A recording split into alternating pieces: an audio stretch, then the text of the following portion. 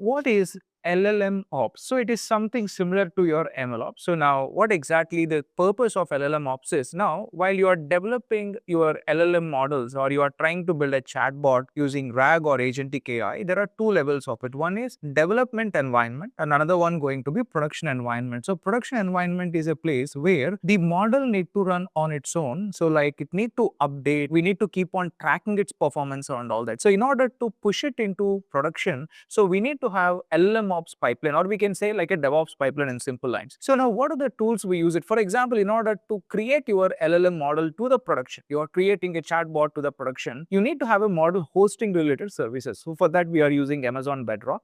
And in case if you are trying to fine tune it and if you want to host it, you can take Bedrock plus SageMaker. So we are calling it as embeddings of your LLM models. We want to store that into a vector DB. So in order to store it into vector DB, we are using services like OpenSearch. And in order to store the data, for example, PDF files and all that, we need to have a data lake. For that, we are using S3.